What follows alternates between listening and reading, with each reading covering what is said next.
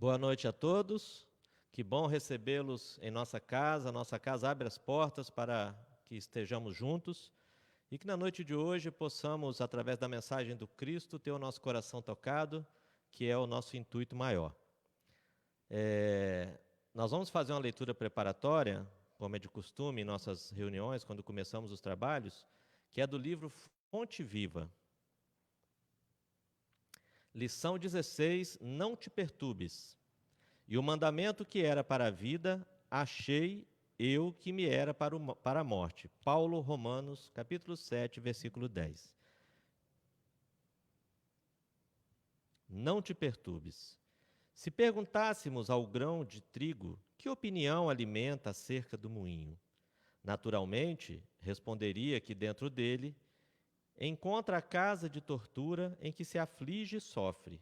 No entanto, é de lá que ele se ausenta, aprimorado para a glória do pão na subsistência do mundo. Se indagássemos da madeira com respeito ao serrote, informaria que nele identifica o algoz de todos os momentos, a dilacerar-lhe as entranhas. Todavia, sob o patrocínio do suposto verdugo, faz-se delicada e útil para servir em atividades sempre mais nobres. Se consultarmos a pedra com alusão ao buril, certo esclarecerá que descobriu nele o detestável, perseguidor de sua tranquilidade, a feri-la, desapiedado dia e noite. Entretanto, é dos golpes dele que se eleva aos tesouros terrestres aperfeiçoada e brilhante. Assim a alma, assim a luta. Peçamos o parecer do homem quanto à carne, e pronunciará talvez impropriedades 1000. Ouçamo-lo sobre a dor e registraremos velhos disparates verbais. Solicitemo-lhes que se externe com a referência à dificuldade e derramará fel e pranto. Contudo, é imperioso reconhecer que do corpo disciplinado do sofrimento purificador e do obstáculo asfixiante, o espírito ressurge sempre mais aformoseado, mais robusto e mais esclarecido para a imortalidade. Não te perturbes, pois, diante da luta e observa, o que te parece derrota, muita vez é vitória, e o que te afigura em favor de tua morte é contribuição para o teu engrandecimento na vida eterna. Depois dessa leitura tão edificante, nós convidamos a Márcia para fazer a nossa prece de abertura. Então, nesse instante, já envolvidos nesta atmosfera de amor e de paz, que esta casa nos proporciona nesse instante, vamos ligando os nossos pensamentos ao mais alto, pedindo a Jesus, nosso Mestre Maior, que nos envolva em Tua luz e em Tua paz, para que possamos estar receptivos à lição da noite, para que possamos cada vez mais querer seguir esse evangelho tão necessário para o nosso aprimoramento moral. Senhor Jesus, esteja conosco, nos dando bom ânimo e discernimento para fazermos nossas escolhas. Senhor Jesus, abençoe o nosso companheiro Hernandes, que vai falar o tema, que ele possa ser inspirado e que os benfeitores desta casa estejam com ele nesse instante. Muito obrigada, mestre. Permaneça conosco agora e para todo sempre. Que assim seja. Na noite de hoje, nós temos a visita do nosso companheiro Hernandes Pereira, que vai nos trazer o tema Vida sem Sofrimento. É possível? Passamos a palavra, então, para o nosso companheiro, nosso irmão querido, Hernandes Pereira, para dar sequência. Ok. Rogério, obrigado, mais uma vez aí pela oportunidade, obrigado também, a Márcia, que saudades de vocês, imensa, eu e Selma aqui, estamos aqui em Vila Velha, mas lembrando dos bons tempos, que a gente estava ali, né, com vocês, né, fomos bem acolhidos, a gente agradece muito por isso aí, tá bom? Saudade é Eu nossa. não sei se o pessoal conseguiu entrar no Facebook, né? Qualquer coisa você vai me falando aí, né? Que eu vou abrir a apresentação e aí vocês vão me dizendo se está indo tudo bem. Qualquer coisa é só entrar em contato aqui comigo aqui, tá bom? Vamos lá então, gente. Eu agradeço então mais uma vez, né, a casa e hoje nós vamos conversar, né, sobre esse tema que justamente trata, né, da questão do sofrimento, né? Como é que é isso, né? Como é que nós aí podemos dar conta, né, dessa questão do sofrimento, das dores, né, e tudo mais. Esse é o objetivo. Eu vou aproveitar e vou partilhar um pouco aqui a minha tela para que a gente possa conversar um pouco melhor sobre essas questões. Então, muito bem. A grande pergunta, né? Vida sem sofrimento é possível? Né? Essa é a pergunta, né? Será que viver sem sofrimento, né? Será que isso é possível no mundo que a gente vive, né? Nas coisas que a gente tem aí, dos desafios, né? do nosso cotidiano? É o que a gente vai tentar entender um pouco aí a partir do que eu proponho sobre esse tema. Então eu vou compartilhar minha tela, espero que todos possam estar vendo aí a minha tela. Então, muito bem, vida sem sofrimento. É possível? É uma pergunta que a gente vai tentar responder. Eu começo trazendo uma passagem do livro O Problema do Ser, do Destino e da Dor, que é um livro de Leon Denis, onde nessa parte ele vai justamente falar um pouco sobre como que a dor ela é tão presente na nossa vida, né? Coloca assim, né, que a dor ela segue todos os nossos passos, espreita-nos em todas as voltas do caminho. Né? E quando a gente fala que a dor segue todos os nossos passos, né? Nós estamos falando dessa dor que ela está muito presente na nossa vida, na nossa história, no nosso cotidiano, e levando em consideração duas dimensões, que é uma dimensão tanto individual ou uma dimensão também coletiva. Né? E no campo da dimensão coletiva, nós temos alguns exemplos de dores que eu trago aqui para essa noite para a gente refletir um pouco, né, sobre esse tema. Primeiro, na dimensão coletiva, nós temos o problema dos conflitos e das guerras, que acabam provocando muitas vítimas, milhões de vítimas, né, das guerras. Uma dessas vítimas são os refugiados, onde famílias inteiras são obrigadas a saírem dos seus países de origem por conta da perseguição política, por conta da violência promovida pela guerra, e essas pessoas são obrigadas a ir para outros países, às vezes apenas com a roupa do corpo. Né? Nós temos o problema das crianças, né, que em sua maioria são as maiores vítimas, né, dessas guerras e desses conflitos. Né? Essas crianças elas são até inocentes, né, dentro do ponto de vista que a gente vive no planeta, né, e tudo mais. E as imagens que às vezes chegam para nós das áreas de conflito são imagens muito chocantes, né, de crianças que passaram por processo de bombardeio, ou crianças que perderam toda a família nos conflitos, né, que estão abandonadas, e aí você tem aí um grupo, né, de pessoas que tentam aliviar um pouco a dor, né, dessas crianças. Nós temos também as epidemias e as pandemias como tragédias coletivas. Né? De uma perspectiva mais local, nós temos alguns locais do planeta que ainda sofrem com a epidemia, com problemas relacionados à cólera. Nós tivemos aí, alguns anos atrás, o problema da gripe aviária e gripe suína. Hoje nós temos aí a questão do coronavírus. No Brasil nós temos alguns problemas como o Zika vírus, a própria malária, a febre amarela, né, a própria dengue, né, que também se constitui como uma tragédia coletiva, né, porque muitas pessoas são vitimadas por isso. Também eu coloco como exemplo os desastres ambientais, né, dentro desse campo das tragédias coletivas. Aí nós temos aí dentro desses desastres, né, ambientais, né, como a gente vem conversando, né, nós temos aí os exemplos de Mariana e o exemplo também de Brumadinho, né? E que são assim cenas que chegaram para nós que causaram um espanto muito grande para nós, né? E era um desastre ambiental, mas era um desastre que foi relativamente provocado pelas mãos do próprio homem, né? E até hoje a gente fica se perguntando, né? Poxa, e aí, né? Como é que a gente faz, né, diante de tantas situações como essas, né, como que é o que a gente está discutindo aqui agora.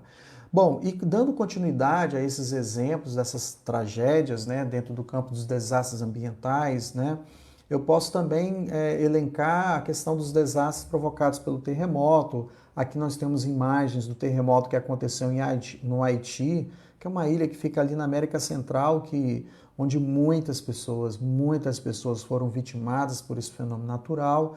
Também temos as inundações. Eu tenho certeza que quando falo de inundações, muitas pessoas, principalmente da região, né, do Vale do Rio Doce, que conhecem um pouco essa realidade, sabe que não é fácil, né, quando chega um momento de inundação, onde muitas pessoas acabam perdendo seus bens e também perdem suas vidas, né? Temos o problema dos deslizamentos de terras, que é muito comum nas áreas muito chuvosas, né, como as áreas de Mata Atlântica, por exemplo, né?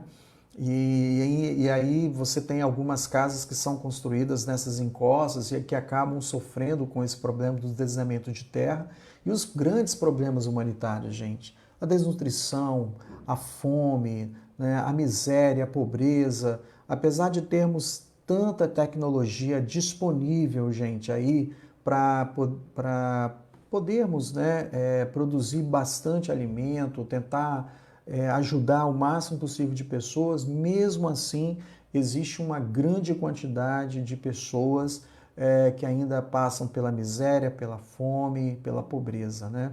Eu também trago como exemplo as dores na dimensão individual, né? Essas dores estão muito ligadas aos vícios. E esses vícios, né, são vícios assim que acontecem ao longo de toda uma vida, né? Às vezes, muitos desses vícios são tão impactantes que fazem com que a nossa vida ela acabe muito mais rápido do que a gente imagina, né? Nessa imagem a gente encontra aí, né, o vício no cigarro, o vício no álcool, a questão de comer demais e que acabam gerando problemas para os nossos órgãos físicos, né? No caso dos vícios, eu destaco as drogas legais, como, né, por exemplo, remédios, né, que são vendidos em farmácias, em drogarias. Farmácia é uma drogaria, é importante deixar claro, é que muitas vezes as pessoas tomam remédios sem prescrição médica, como antibióticos, e às vezes têm acesso a remédios que causam dependência química, dependência psíquica também, né? E temos as drogas ilegais, como por exemplo o alcoolismo, o tabagismo, como eu falei anteriormente, que ainda não são tratados com seriedade pela nossa sociedade, né? Você tem uma série de propagandas, principalmente de álcool, propagandas de cerveja, que mostram sempre associam o álcool com o bem-estar, com lazer, com uma boa vida, às vezes utilizando do próprio corpo da mulher como objeto, né, de marketing para vender álcool, né, principalmente para atrair os homens, né, para esse processo. Mas aí você tem uma série de famílias que foram destroçadas em função do alcoolismo, né? Em função de um ente querido que se enterrou na questão do alcoolismo, gerando uma série de problemas aí. E mal sabendo que são problemas gerados, né, para a família, no entorno do doente, mas também para o doente, né? E isso inclui também a questão do tabagismo. Dentro da dimensão da tragédia individual, né, das dores individuais, eu elenco, por exemplo, a depressão. Parece que nós estamos vivendo também um período de pandemia, de depressão, né? Uma grande quantidade de pessoas que são diagnosticadas constantemente, né, com depressão em função de problemas no trabalho, em função de problemas familiares, às vezes em função de problemas provocados pelo vício, né, de químicos, né, fármacos. E além disso, nós temos o suicídio. Esse talvez é o mais grave problema, é uma dor, porque é uma dor que é gerada não somente para aqueles que estão em volta, que perderam seu ente querido em função da tragédia do suicídio, mas também para o próprio suicida, porque nós entendemos no Espiritismo que o suicídio ele é uma contravenção muito forte, né? A grande oportunidade que Deus nos deu, que é a vida, né? E esse suicida sofre grandes problemas, né, quando ele vai para o mundo espiritual, a partir dessa forma que merece sim ser discutida e merece ser tratada. E aí, diante disso, né, gente, a gente se pergunta, né, nossa, quantas dores, né? E aí, será que é possível não sofrer diante de tantas dores? Às vezes a gente entra nessa questão e às vezes isso até aflige até a nossa própria fé, né? E para a gente entender um pouco, né, essa questão da dor na nossa vida, como será que a gente deve encarar essa dor, enfim, eu vou contar uma história que eu fiz até relativamente um texto adaptado a partir de um programa do Divaldo Franco chamado Conversando com o Divaldo, né? E nesse programa, o Divaldo ele conta uma história muito interessante que se passa dentro do contexto da Primeira Guerra Mundial.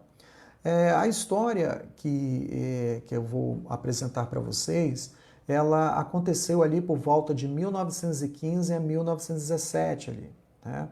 Nesse período ocorreu um conflito muito violento entre turcos e armênios. Olha que o mundo já estava vivenciando ali a Primeira Guerra Mundial e, além disso, havia um conflito pontual, regional, entre turcos e armênios, e esse conflito ficou conhecido como o genocídio da Armênia. Muito bem, mais de 1,5 milhão, essas são algumas estimativas, mais de 1,5 milhão de armênios foram assassinados. E a crueldade, né, nesse episódio, a crueldade dos próprios turcos, ela praticamente ultrapassou todos os limites do suportável. E nós vamos nos deter especificamente em uma pequena história de dor e sofrimento que se passou dentro desse contexto de guerra. Um certo comandante, né, junto com seu grupo de soldados turcos, invadiram, né, o país, né, a Armênia, e eles estavam invadindo cidades e vilas. E eles adentraram em uma dessas aldeias, né, em uma aldeia armênia. E lá invadiram uma casa. Esse comandante, ele era um homem muito truculento, né, ele usava ali uma farda, né, tinha um cap, um chicote na mão, um revólver na cintura, e esses paramentos, né, davam a ele uma autoridade muito forte, né, sobre os soldados que ele comandava. Então esse comandante do exército turco entrou dentro de uma casa de uma família armênia, né, e lá na sala eles viram toda a família ali reunida, provavelmente com muito medo, né, do que poderia acontecer. E vejam só o que aconteceu, gente. Ele entrou na sala com seus soldados, onde estava essa família armênia. Tinha lá os pais, a mãe e o pai, e duas jovens, uma de 12 anos e outra de 15 anos. E esse comandante, sem o menor pudor, matou os pais diante das duas filhas. Além disso, ele acabou pegando a mais jovem, que tinha 12 anos, e entregou para os seus soldados. E os soldados, gente, fizeram o que fizeram com essa menina na praça pública. A violentaram e a violentaram até a morte.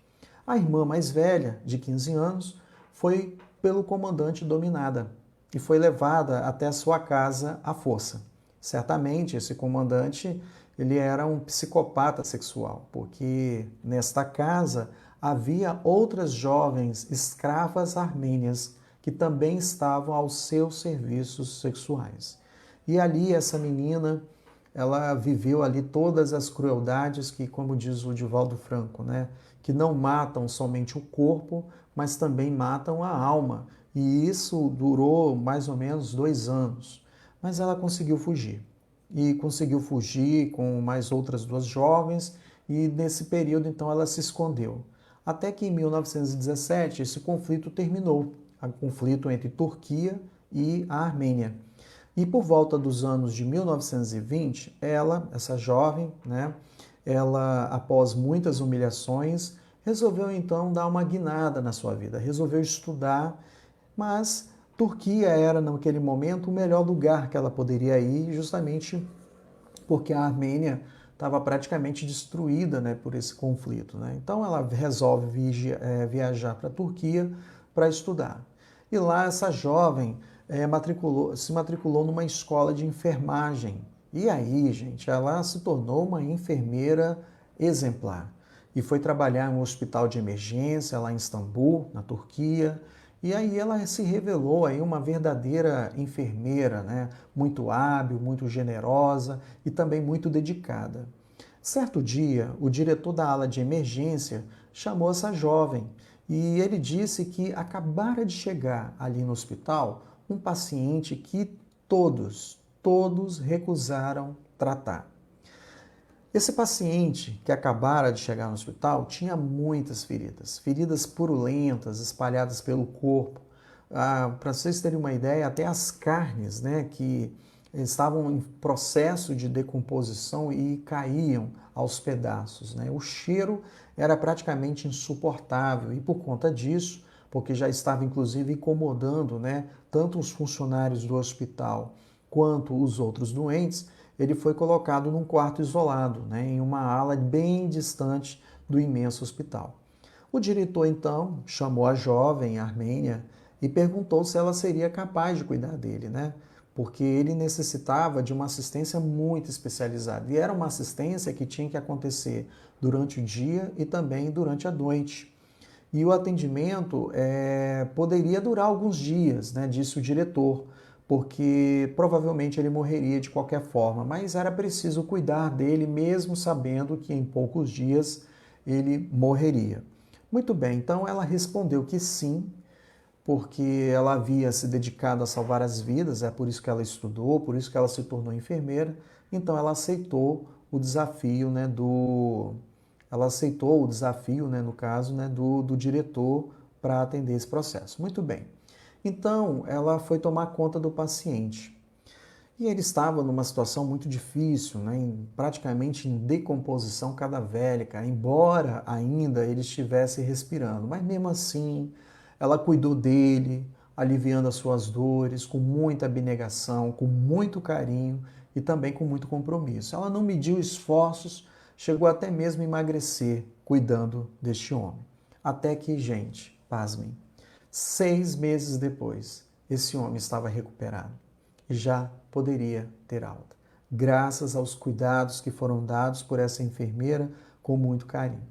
Mas eu peço licença a vocês para que eu possa continuar o final dessa história mais para frente da nossa palestra, para a gente tentar refletir um pouco mais sobre essa questão da dor nas nossas vidas, mas daqui a pouquinho eu conto o final dessa história para vocês. Então, muito bem.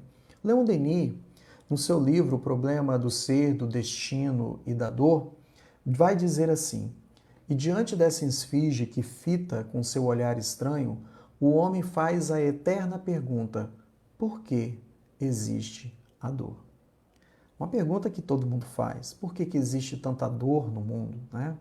E aí, diante disso, muitos até revoltados, diante de tantas dores espalhadas em nossa volta, chegam a se perguntar por que Deus permite tanta dor neste mundo, né? E aí a gente vai tentar responder essa pergunta, né? Por que será que Deus permite tanta dor neste mundo? Como que o Espiritismo nos esclarece para a gente tentar entender esses processos que nos assolam a todo momento? Então, muito bem. Vamos fazer um raciocínio. Primeira coisa, vamos nos perguntar o que é Deus, que é a primeira pergunta que está lá no Livro dos Espíritos, né? Codificado aí pelo Allan Kardec. E os Espíritos são enfáticos em dizer que Deus é a inteligência suprema, causa primária de todas as coisas. Ok. É uma definição muito interessante porque os Espíritos nos trazem uma definição não antropomórfica. Nós não sabemos se Deus é um homem, não sabemos se Deus é mulher, não sabemos se Deus tem dois braços, duas pernas, se ele é alto, se ele é jovem, se ele é velho. A gente não sabe. É isso que é interessante na definição que os Espíritos trazem lá no Livro dos Espíritos, né? Deus é a inteligência suprema, causa primária de todas as coisas. E aí o Kardec ele vai um pouco mais além, porque ele vai perguntar o seguinte: será que o homem ele pode compreender a natureza íntima de Deus? E aí os Espíritos são enfáticos em dizer o seguinte: não, falta-lhe para tanto um sentido. Os Espíritos deixam muito claro para Allan Kardec o seguinte: nós precisamos evoluir muito. A nossa linguagem, no momento, ela não dá conta de tentar definir Deus, muito menos dizer perguntar por que Deus permite tanta dor no mundo. Nós ainda precisamos evoluir intelectualmente, moralmente, para termos a capacidade de questionar a esse ponto, de pensar e achar, será que Deus é responsável por tantas dores que acontecem no mundo? Então você tem lá no Livro dos Espíritos, os Espíritos alertando que nós precisamos muito evoluir, dar muitas passadas ainda, para termos essa capacidade de tentar e definir Deus. Porque isso depende muito da nossa evolução intelectual e também moral. Mas o Kardec ele não se conteve e ainda perguntou aos espíritos: será então um dia permitido ao homem compreender o mistério da divindade? Será que a gente vai ter essa capacidade de entender isso? E vejam o que os espíritos responderam. Quando o seu espírito não estiver mais obscurecido pela matéria e pela sua perfeição e tivesse aproximado dela, aí sim, então haverá e compreenderá. Nossa, então aí, meus caros, será que nós já alcançamos um grau de evolução suficiente para nos afastarmos das influências da matéria? Será que nós já somos perfeitos o suficientes para definirmos quem é Deus e também para perguntarmos com toda a raiva que temos dentro de nós, por que será que Deus permite tanta dor neste mundo? Pois é, os Espíritos deixam muito claro que nós precisamos evoluir. E eu trago aqui uma leitura interessante que está lá no Evangelho de João, no capítulo 3, versículo 3, quando Jesus, numa conversa com Nicodemos, vai dizer assim: em verdade vos digo que se alguém não nascer de novo, não pode ver o reino de Deus. Vamos tentar entender isso dentro da perspectiva do Espiritismo. Imagine o seguinte, essa escada. Cada degrau dessa escada representa uma de nossas existências, ok? Então, cada existência nós adquirimos experiências, adquirimos aprendizagens que nos ajudam a crescer, tanto moralmente quanto intelectualmente. E em cada existência, em cada reencarnação, nós vamos avançando, porque é fato, nós fomos feitos para progredirmos, nós fomos feitos para evoluirmos. E na medida que nós vamos avançando cada existência e vamos evoluindo, nós vamos ficando cada vez mais distantes das influências da matéria. Olha que interessante, né? E na medida que esse eu aqui, que está nesse degrau, vai avançando, podemos chegar a esse patamar. E notem que em cada uma dessas existências, que é esse degrau dessa escada, nós seremos submetidos a um processo de depuração do espírito. E esse processo de depuração, ele pode ser feito tanto pela dor quanto pelo amor. Então, ao longo de cada existência, nós nascemos, vivemos, morremos, desencarnamos, depois nascemos novamente, vivemos, desencarnamos novamente e vamos evoluindo. Notem que na medida que vamos evoluindo, nós vamos nos afastando cada vez mais da influência da matéria. E cada vez mais que vamos nos afastando da influência da matéria, vamos chegar, quem sabe, algum dia nesse estágio de um espírito puro.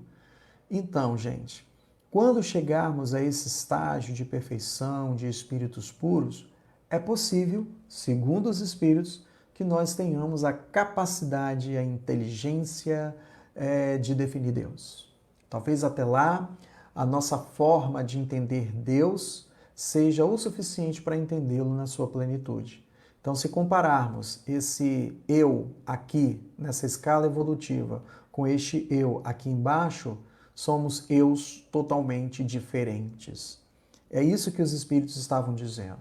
Talvez, quando chegarmos a esse estágio, talvez teremos a capacidade de entender Deus. Quando o nosso espírito, quando nós, enquanto espíritos, não estivermos mais obscurecidos pela matéria, quando chegarmos à perfeição, aí sim, talvez nós conseguiremos ver e compreender Deus. Entenderam?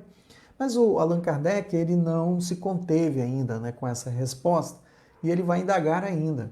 Se não podemos compreender a natureza íntima de Deus, será que nós podemos ter uma ideia, pelo menos, de algumas de suas perfeições? Essa é a pergunta que o Kardec fez aí, né, para os espíritos. E veja o que os espíritos responderam. Sim, claro, mas de algumas. O homem se compreende melhor à medida que se eleva sobre a matéria. Ele as entrevê pelo pensamento. Olha que interessante. E aí podemos chegar lá na pergunta 13 aos atributos de Deus: imutável, imaterial, único, todo-poderoso, soberanamente justo e bom.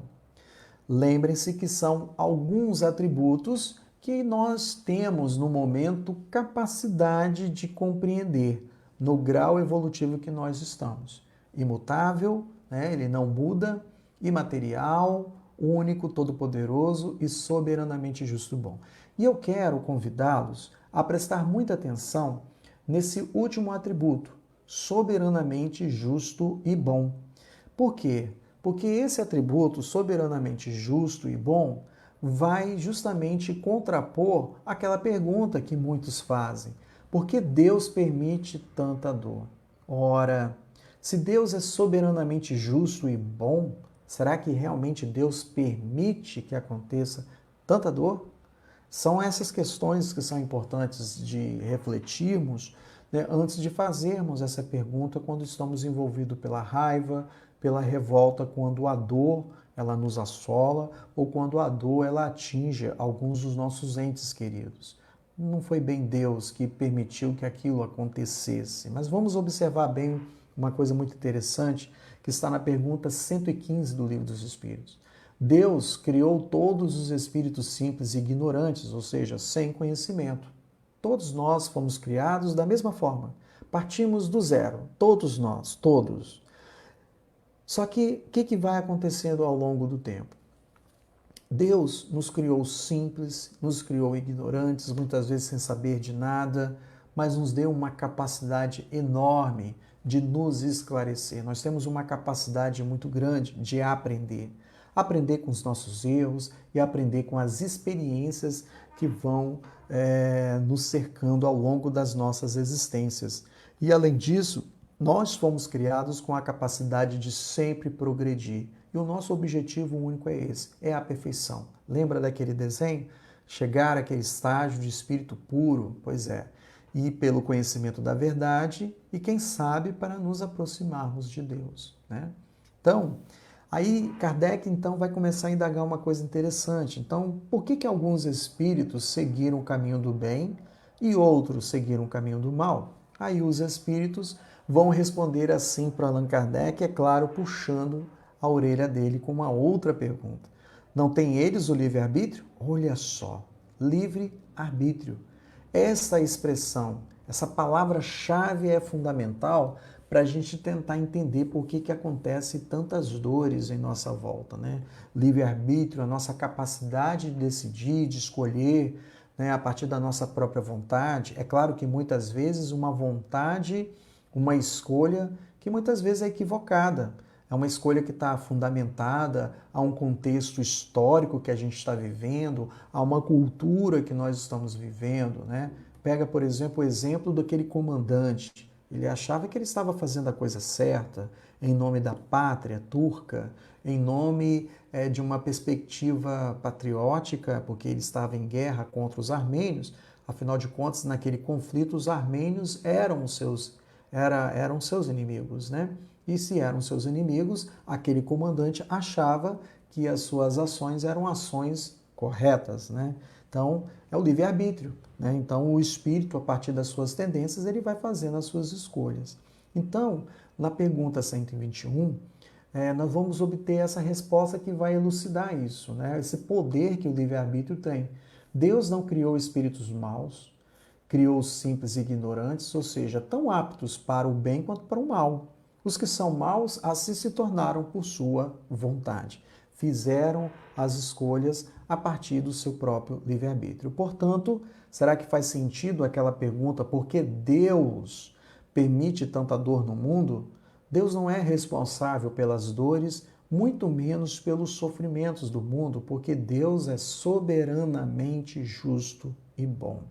E outra coisa, nós, enquanto espíritos, é que somos responsáveis pelas nossas dores e é por isso que muitas vezes nós sofremos. Sabe por quê? Porque nós temos algo que se chama livre-arbítrio. Deus, ele não nos obriga a amá-lo. Deus, ele não quer que a gente tenha medo dele, como muitas vezes vemos em alguns textos do Velho Testamento e como preconizam também algumas religiões, né? Deus, ele quer que ele quer que a gente ame, mas a partir da nossa própria vontade, entendeu? Então, não faz sentido aquela pergunta, por que Deus permite tanta dor no mundo? E outra coisa importante é sempre lembrarmos que o nosso mundo é um mundo de provas e expiações.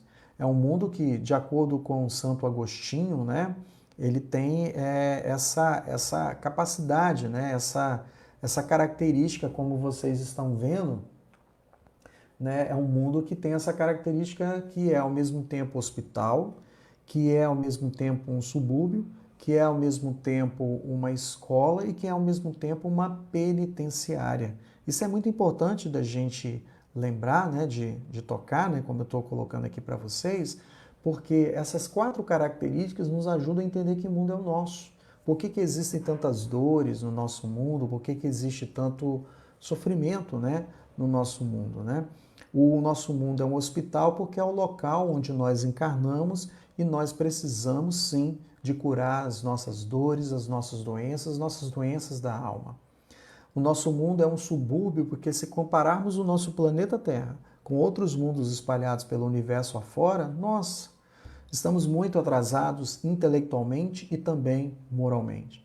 Nosso mundo, ele é uma penitenciária, uma prisão, porque nós estamos aqui porque temos alguns débitos que precisamos pagar, graças à lei natural de ação e reação. E o nosso mundo é uma escola, porque se todas essas coisas, todas essas dores acontecem conosco, pode ter certeza que tem algum objetivo, e esse objetivo está muito ligado a algo que nós efetivamente precisamos aprender. Então essas são as 4 características do nosso mundo de provas e expiações. É como Hermínio Miranda, gente, sempre falou. Nós somos herdeiros de nós mesmos. Não tem como fugir. Nós mesmos é que somos responsáveis pela estrada que nós trilhamos, né? Pelos buracos que muitas vezes nós encontramos na estrada, que tem muitas vezes ligação com as nossas escolhas equivocadas que fazemos ao longo da nossa jornada, como diz muito bem Hermínio Miranda, baseado aí no Espiritismo. Vou dar um breve exemplo, que está em João, no capítulo 9, versículo de 1 a 11, que é um exemplo muito interessante, que é a cura do cego de nascença. Certa vez, os discípulos, né, Jesus e os discípulos, se depararam com um homem cego de nascença. Os discípulos, então, né, ficaram muito intrigados com aquele homem. Jesus se aproximou daquele homem com o propósito de curá-lo, e os discípulos perguntaram: Mestre, quem pecou, hein? Ele ou seus pais, para que ele nascesse cego? Eles não entendiam, né? Claro, estamos falando daquela época, né? Na época de Jesus, onde o conhecimento relativamente, né, dos discípulos, das pessoas que o cercavam, eram relativamente um pouco mais limitados, né? Mas eles ficaram preocupados. Por que as pessoas nascem cegas? Por que as pessoas nascem com doenças? E Jesus respondeu para eles assim, ó, nem ele pecou e nem seus pais, mas isso foi para que se manifestassem nele as obras de Deus. Ou seja, nem ele hoje na sua existência pecou, né? E nem os seus pais fizeram coisas que fez com que ele nascesse cego. Provavelmente ele, em outras existências, pode ter provocado algumas escolhas, feito algumas escolhas que de repente fez com que ele reencarnasse, né, naquele momento como um cego. E também para que nele se manifestassem as obras de Deus, o trabalho maravilhoso que Jesus fez de cura, mostrando que é possível curar as pessoas, que é possível fazer o bem. E ele foi esse objeto, né, para mostrar aos outros a possibilidade de que, se nós quisermos, se nós tivermos fé, podemos até mesmo curar a nossa cegueira. uma cegueira que muitas vezes pode ser oriunda de débitos de existências passadas.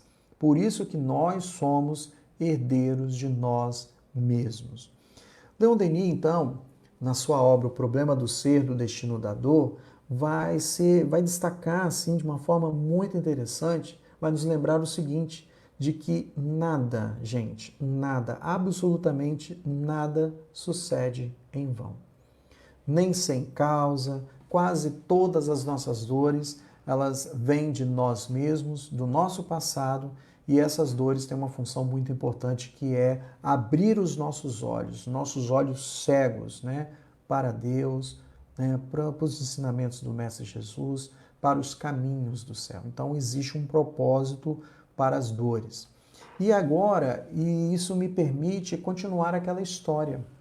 A história daquela enfermeira, né, que teve sua família destroçada na época do conflito entre Turquia e Armênia, e essa enfermeira acabou seguindo a sua vida, né, depois que ela conseguiu fugir daquela situação em que ela estava, e então ela começou a estudar, né, foi estudar enfermagem, e ela recebeu a missão de cuidar de um homem que chegou no hospital extremamente ferido, que praticamente os médicos já estavam condenando este homem à morte. Vamos ver como é que essa história continua.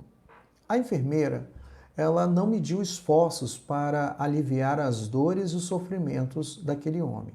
Depois disso, o homem chamou o diretor da emergência do hospital para agradecer, porque afinal de contas, ele tinha entrado naquele hospital com os dias contados, mas graças, né, aos cuidados que ele teve, ele conseguiu sobreviver depois de 6 meses e agora está recebendo o alta. O nobre diretor então disse para o homem, olha, você deve sua vida àquela enfermeira ali. Foi ela que o ajudou nos momentos mais difíceis. Ninguém mais queria cuidar das suas feridas. E até hoje, essa enfermeira, silenciosa, discreta, nunca disse uma palavra sobre isso. Ela nunca reclamou que tinha que cuidar de você. Então, obviamente, esse homem foi agradecê-la, né? Aproximou-se dela, saudou-a e perguntou para ela, perguntou o nome dela, ela disse o nome. Então eles começaram a conversar e conversaram longamente, né? Falaram sobre várias coisas e depois de um certo tempo, este homem notou algo nela. Então ele perguntou, você fala muito bem o turco, mas eu percebi que você tem um sotaque armênio. Por quê? Então a enfermeira lhe respondeu, mas é claro, eu sou da Armênia. O homem ficou muito surpreso. Então ele disse com orgulho, eu estive no seu país durante a guerra. Eu comandava um grupo de soldados lá. A enfermeira imediatamente confirmou, dizendo, sim, eu lembro, o senhor esteve na minha casa. E aí ela continuou, o senhor matou o meu pai, matou a minha mãe e jogou a minha irmã mais nova para ser destroçada pelos seus soldados. E de mim, você me fez uma escrava sexual. Diante dessa revelação, o homem ficou pálido. E por um instante, né, ele não sabia o que fazer, né, diante daquela realidade que estava sendo revelada para ele. E ele sentiu ali uma mistura de vergonha, de tristeza. Aí ele olhou fixamente para ela e reconheceu. E começou a se lembrar da missão da qual ela estava falando, apesar dele ter feito isso com muitas famílias.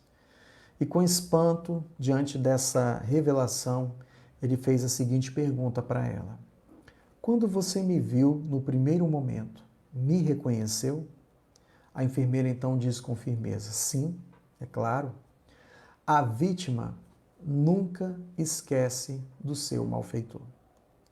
Imediatamente, então, ele perguntou para ela, então, por que você não me matou quando teve a oportunidade?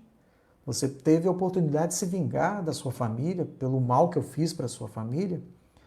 Então a enfermeira olhou bem firme para ele, com muita firmeza, e ela disse assim, porque eu sou cristã. Eu ouvi um homem dizer que nós devemos perdoar os nossos inimigos e fazer-lhe todo o bem que for possível. Então, eu o perdoei. A grande pergunta que eu faço para você: será que você perdoaria? Será que nós teríamos essa capacidade de perdoar? Foi o que ela fez. Ela ressignificou toda a sua dor. Provavelmente não foi fácil. Enquanto ela estava cuidando daquele homem que praticamente acabou com a sua família, provavelmente para ela não foi fácil. Mas provavelmente ela foi ressignificando tudo aquilo, ressignificando a dor, e decidiu não sofrer por isso. Decidiu fazer o trabalho que era necessário, a qual ela foi convocada. Mas para que ela fizesse muito bem aquele trabalho, ela precisaria perdoar. E foi o que ela fez. Então é uma lição muito interessante que nos ajuda a responder essa questão. Como será que nós devemos encarar a nossa dor? Será que nós devemos encarar a dor com sofrimento? Vou apresentar 3 depoimentos rápidos, 3 exemplos rápidos muito interessantes de como que pessoas abnegadas, assim como essa enfermeira, transformaram a dor em oportunidades. O primeiro exemplo que eu trago é Chico Xavier. Chico Xavier, como muitos de nós sabemos, ele tinha muitas dores nos olhos. E os seus olhos tinham uma doença que não dava para fazer cirurgia. E dependendo da quantidade de esforço que ele fazia, ele sentia muitas dores. E Emmanuel, que era o seu mentor na época, Emmanuel, ele acompanhava isso. Mas o Emmanuel ele tinha um papel muito importante ali para o Chico. Porque toda vez que o Chico ele desanimava e começava a reclamar das dores nos olhos, Emmanuel rapidinho já chegava para ele e dizia o seguinte: agradeça a Deus, você tem 2 olhos. Se você perder um, você tem o outro. Tem gente que nem isso tem. Então, a partir dos puxões de orelha que Emmanuel dava ao Chico Xavier, Chico então ele procurava ressignificar todas as suas dores e não desistir do nobre trabalho que ele desenvolveu, que é o trabalho de psicografia, que é o trabalho no bem que ele fazia. Imagine se por causa dessas dores ele desistisse de psicografar todas as suas obras e todas aquelas cartas maravilhosas que ele escreveu, para as mães, para os pais que perderam seus filhos.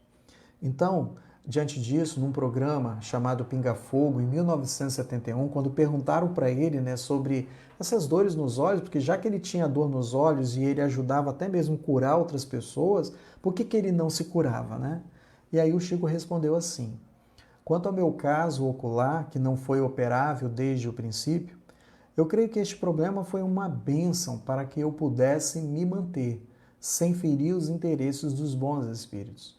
Porque se eu sair do dever, eu sofro, e sofro muito com os meus olhos.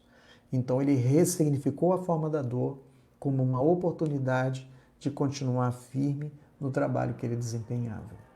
Um outro exemplo que eu trago é a irmã Dulce Lopes Ponte, que muito jovem ainda foi desenganada pelos médicos. Ela tinha problemas muito sérios no pulmão e depois, ao longo do tempo, em função do trabalho que ela desempenhava, foi adquirindo problemas seríssimos de coluna também, mas dores essas que não a fizeram parar. Ela continuou a sua obra, ajudando doentes, pessoas que estavam abandonadas nas ruas, e acabou fundando aí um grande hospital que até hoje está funcionando, ajudando aí famílias carentes nos seus momentos de dores.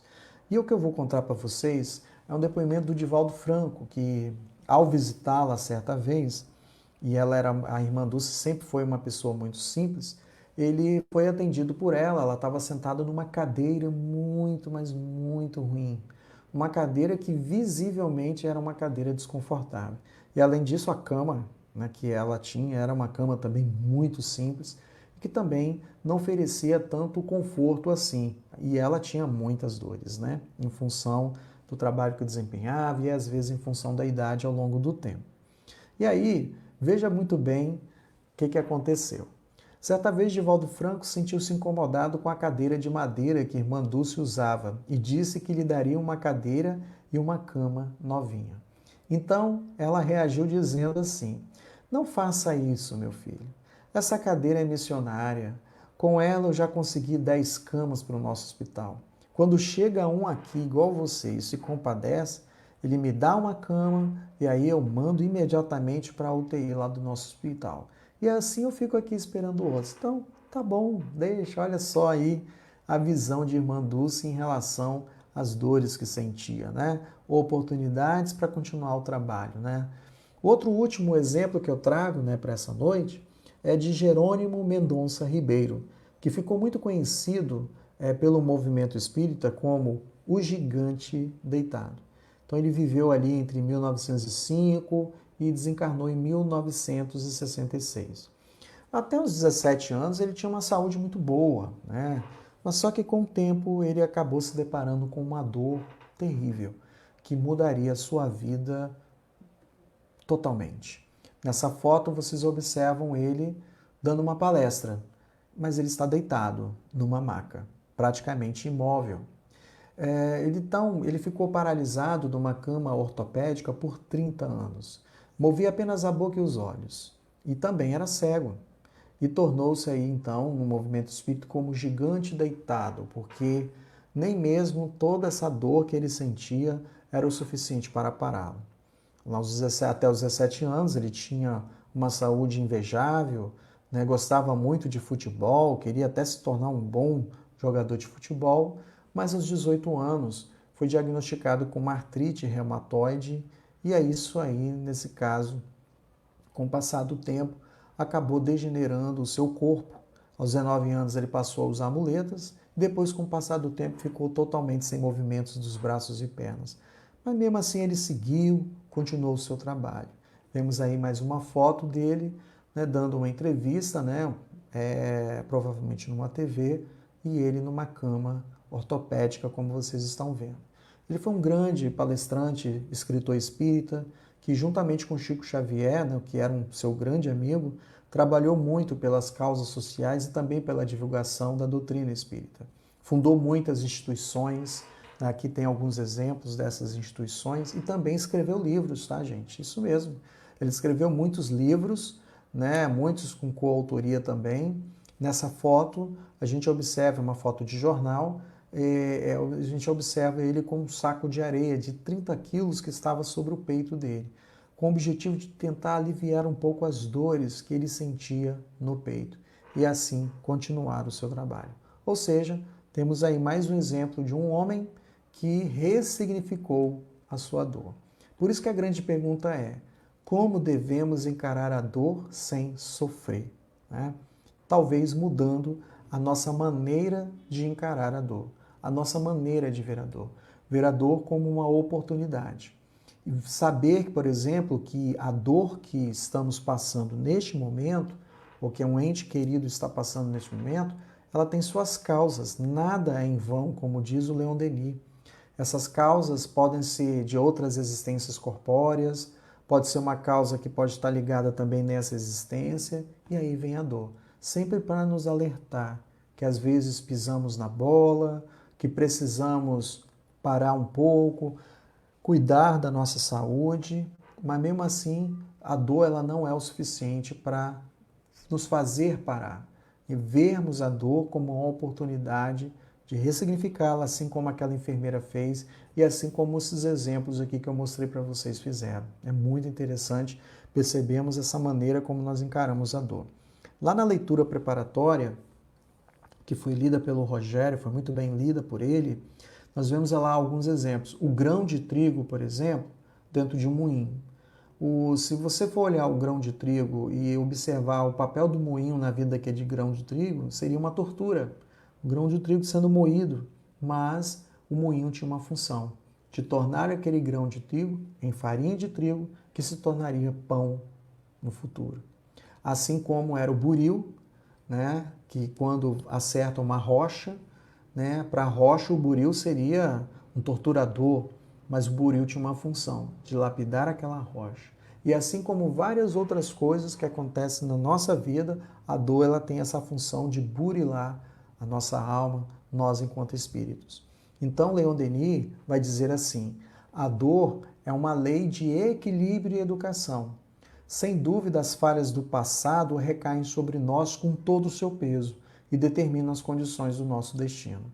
Então, o Leon Denis ele alerta para essa função da dor. E alerta ainda, suprimir a dor e você vai também suprimir ao mesmo tempo o que é mais digno de admiração neste mundo, isto é, a coragem de suportá-la e a possibilidade de redenção.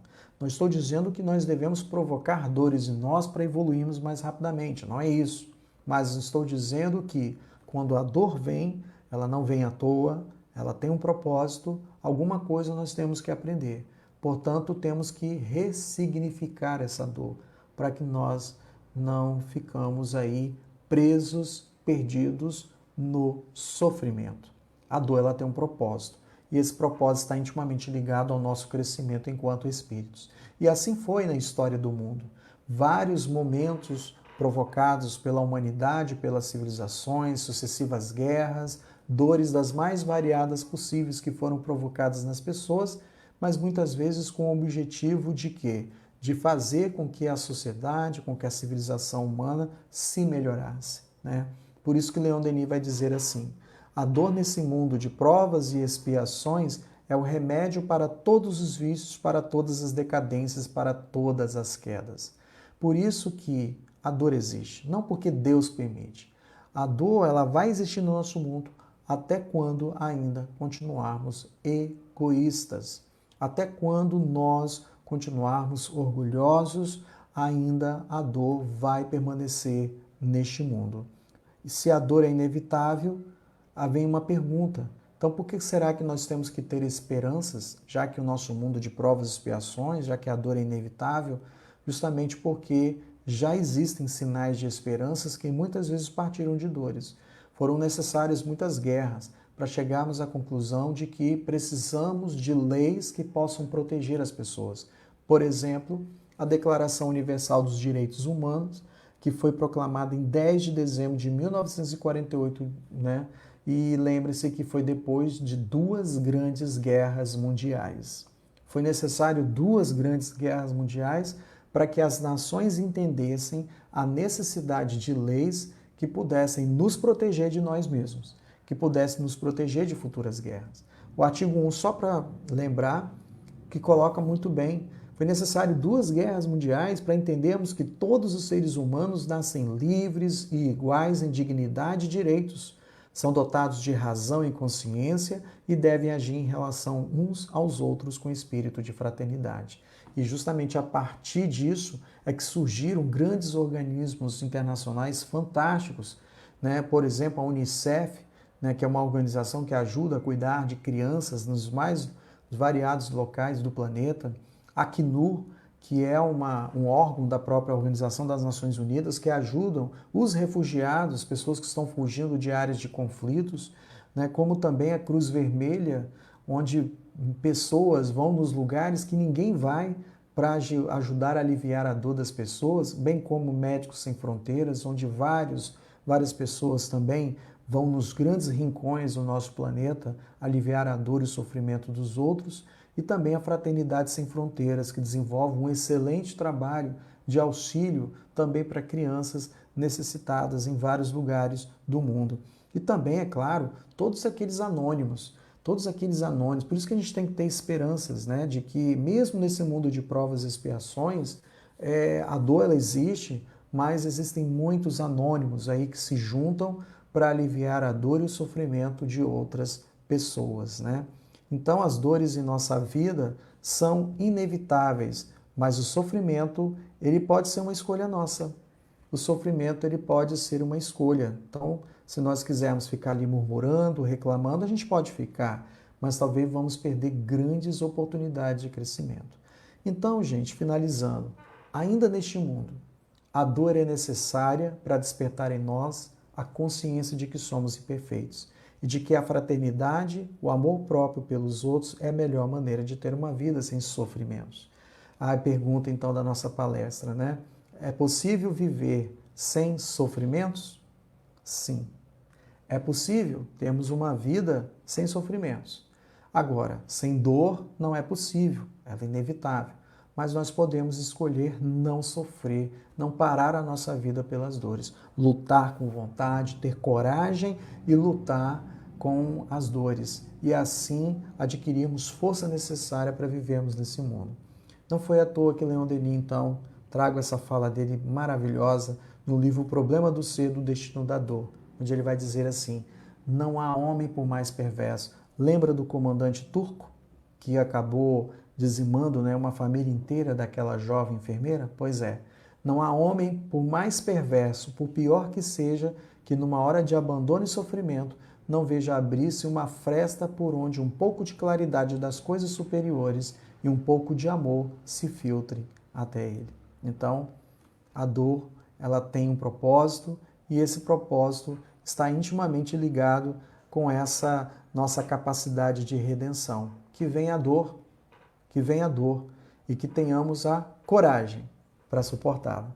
Esse é o nosso objetivo aí nesse mundo. Passa aí a palavra para o Rogério e para a Márcia. No mais, meu amigo, só nos resta agradecer pela sua fala da noite, que nos enche de esperança para continuarmos firmes nessa caminhada nossa, nesse mundo de expiação e prova, mas que não estamos sozinhos, né? O amparo sempre está aqui ao nosso lado.